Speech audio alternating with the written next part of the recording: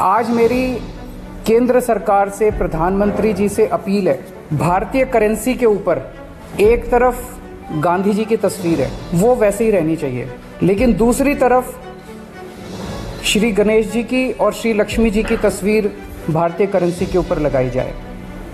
हमें अपनी अर्थव्यवस्था को सुधारने के लिए, भारत को आगे तरक्की देने के लिए बहुत सारे एफर्ट्स की ज़रूरत है, लेकिन उसके साथ साथ देवी देवताओं के आशीर्वाद की भी ज़रूरत है।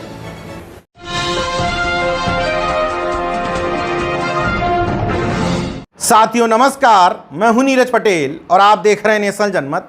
दिल्ली के मुख्यमंत्री अरविंद केजरीवाल ने भारतीय नोटों पर गांधी जी के साथ में लक्ष्मी गणेश की तस्वीर लगाने का बयान दिया। जैसे ही बयान सामने आया, एक धड़ा जो धर्मांध है, मानसिक गुलाम है, उसने बाछें फैला करके इसका स्वागत किया। दूसरा धड़ा जो तार्किक है, उसने इस बयान का यह कहते हुए विरोध किया कि हम तो पहले ही कहते थे अरविंद केजरीवाल आरएसएस का छोटा रिचार्ज है, आरएसएस प्रायोजित है, आरएसएस के दो लाल मोदी और केजरीवाल। लेकिन किसी ने भी ये सोचने की जहमत नहीं उठाई कि आखिर मौजूदा दौर में जब लोग कह रहे हैं कि तर्क शक्ति बढ़ रही है, अंधविश्वास और पाखंडवाद का विरोध बढ़ रहा है, ऐसे समय में अरविंद केजरीवाल या अन्य दक्षिणपंथी धड़े के नेताओं की हिम्मत कैसे पड़ जाती है कि वो इस तरीके के दकियानूसी, पाखंडी और सबसे बड़ी बात संविधान विरोधी बयान दे जाते हैं। जी हां, अभी भारत हिंदू राष्ट्र कतई नहीं है। भले ही संघ और दक्षिणपंथ के एजेंडे में शामिल हो, लेकिन मौजूदा समय में देश जिस संविधान से चल रहा है, उसकी प्रस्तावना में ही पंथ निरपेक्ष यानी कि देश का स्वरूप सेकुलर बताया गया है। वहां किसी भी व्यक्ति को धार्मिक स्वतंत्रता की आजादी दी गई है। ऐसे समय में अगर नोट पर किसी देवी देवता के यानी कि धार्मिक प्रतीक चिन्हों के छपने की बात की जा रही है, इसका मतलब यह स्टेटमेंट संविधान विरोधी है और वो नेता भी संविधान विरोधी है। लेकिन उसकी हिम्मत इसलिए पड़ गई क्योंकि तमाम सारे उत्तर भारतीय नेताओं ने अपने अपने भक्त पैदा कर रखे हैं। उत्तर भारत में स्थापित दल जिसका मुख्यमंत्री बनता है, जिससे विधायक सांसद बनते हैं, एक भी दल का व्यक्ति बता दे कि मेरा राष्ट्रीय अध्यक्ष पाखंड और अंधविश्वास का विरोधी है। अरविंद केजरीवाल हो या दक्षिणपंथी विचारधारा से जुड़ा हुआ भारतीय जनता पार्टी का नेता या किसी भी अन्य पार्टी का नेता, वो पाखंड, अंधविश्वास, दकियानूसी बातें इसलिए कर लेता है क्योंकि सामने उसका विरोधी कोई है ही नहीं, बल्कि खुद को अंबेडकरवादी, समाजवादी कहने वाले तमाम सारे नेता इनके कंपटीशन में आ गए हैं कि कौन ज्यादा पाखंड करता है। अगर यहां पर कंपटीशन इस बात का होता कि तुम पाखंड की बात करोगे तो हम पाखंड विरोध की बात करेंगे, तो शायद हिम्मत नहीं पड़ती। तमिलनाडु में एमके स्टालिन जिस तरह की राजनीति कर रहे हैं, क्या एमके स्टालिन के सामने किसी भी राजनीतिक दल की यह हिम्मत पड़ सकती है कि तमिलनाडु के चुनाव में इस तरीके से खुल करके पाखंड के समर्थन में आ जाए? लेकिन उत्तर भारत में इसलिए आ जाते हैं क्योंकि स्थापित दलों में किसी भी नेता की हैसियत नहीं है पाखंड के विरोध की। पाखंड विरोध की हैसियत छोड़ दीजिए, बल्कि पूरी तरीके से खुद आकंठ पाखंड में डूबे हुए हैं। केजरीवाल का यह बयान सामने आते ही सोशल मीडिया पर मैं तमाम सारे तथाकथित जागरूक लोगों की लेखनियां देख रहा था, जिनकी हिम्मत नहीं पड़ती अपने जाति के नेता के वंशवाद पर, जातिवाद पर, पाखंड पर पोस्ट लिखने की। वो अरविंद केजरीवाल को कटघरे में खड़ा कर रहा है। बिल्कुल कटघरे में खड़ा होना चाहिए, लेकिन सामाजिक न्याय का तकाजा ये नहीं कहता है कि अपनी जाति के नेताओं को पहचान करके उनको कुछ भी करने की छूट दे दी जाए या अपनी जाति के नेता में ही अल्टीमेट सामाजिक न्याय ढूंढा जाए। ये जो भक्त बनाने की परंपरा है कि हमारी जाति का, हमारे समाज का, हम जिस पार्टी में हैं उसका नेता कुछ भी करेगा, उसका आंख मूंद करके समर्थन करेंगे या उसको किसी भी तरीके से जस्टिफाई करने की कोशिश करेंगे, और वही काम जब विपक्षी दलों का कोई नेता करेगा तो उस पर आलोचना करेंगे। मैं पूरे दावे और जांचने परखने के साथ कह रहा हूं कि अभी तक चंद्रशेखर आजाद का एक भी पाखंड से भरा हुआ बयान आप नहीं देख सकते। चंद्रशेखर आजाद जिस तरीके से मुखरता के साथ पाखंड विरोध की बात करते हैं, एक्चुअल सामाजिक न्याय की बात करते हैं, वैसा किसी अन्य नेता में नहीं देखा जाता। हां, शरद यादव जरूर समाजवादी धड़े में ऐसे नेता हैं जो पूरी तरीके से पाखंड के विरोध में हैं। बिहार में जीतन राम मांझी ऐसे नेता हैं जो खुले मन से कहते हैं कि मैं राम की सत्ता में भरोसा नहीं रखता, वो एक काल्पनिक पात्र हैं। इस फेरिस्त में दो नेताओं का नाम लेना बेहद जरूरी है। राजेंद्र पाल गौतम, जिन्होंने अंबेडकरवाद और मंत्री पद में अंबेडकरवाद को चुना। पूरे देश में इस समय बुद्धिस्ट विचारधारा, अंबेडकरवादी विचारधारा के प्रचार प्रसार में लगे हैं। दूसरा नाम स्वामी प्रसाद मौर्य, समाजवादी पार्टी से एमएलसी हैं, पूरी तरीके से बौद्धिस्ट हैं, पाखंड और अंधविश्वास के विरोधी हैं। मौजूदा समय में उनका भी एक बयान काफी चर्चित हो रहा है, जिसमें उन्होंने कहा कि 12 हाथ की देवी आपने नहीं देखी होगी, इसलिए मैं अपने घर की देवी यानी कि अपनी पत्नी की ही पूजा कर रहा हूं।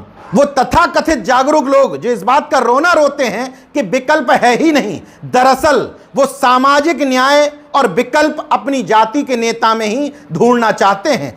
वरना आंख खोल करके देखिए, विकल्प हैं, छोटे ही सही, मगर इन्हीं को बड़ा वृक्ष करेंगे तो विकल्प नजर आएगा। मगर चंद्रशेखर आजाद की बात करो तो लोग कहते हैं जब तक बहन जी यानी कि मायावती जी सक्रिय राजनीति में मौजूद हैं, तब तक चाहे वो गणेश पकड़ लें, सूड़ पकड़ लें, त्रिशूल पकड़ लें, फिर भी उनका वोट बैंक चंद्रशेखर आजाद या किसी अन्य नेता के पास शिफ्ट नहीं हो सकता।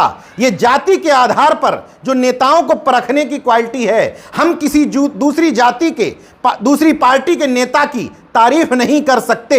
इसी वजह से नेताओं के अंदर ये घमंड पैदा हो चुका है कि हम चाहे फरसा पकड़ लें, चरणों पर लौट जाएं, लेकिन ये वोट बैंक हमारे पास इसलिए डटा रहेगा ये कहते हुए कि विकल्प है ही नहीं।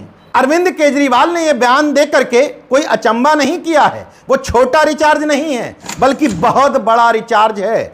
अरविंद केजरीवाल की उत्पत्ति 2 आंदोलनों से हुई, आरएसएस समर्थित आरक्षण विरोधी आंदोलन और आरएसएस प्रायोजित अन्ना हजारे आंदोलन। इन आंदोलनों की उपज से निकला हुआ व्यक्ति कैसे मनुवादी मानसिकता का नहीं होगा। जब राज्यसभा सांसद बनाए थे अरविंद केजरीवाल ने, क्या आपको स्पष्ट नहीं हुआ था कि किस मेंटलिटी का है? अरविंद केजरीवाल जैसे नेताओं की गलती नहीं है। तमाम सारे तथाकथित बुद्धिजीवियों ने जो मानसिक गुलामी ओढ़ ली है, अरविंद केजरीवाल या भारतीय जनता पार्टी के तमाम सारे नेता उसका फायदा उठाते हैं। कैसे?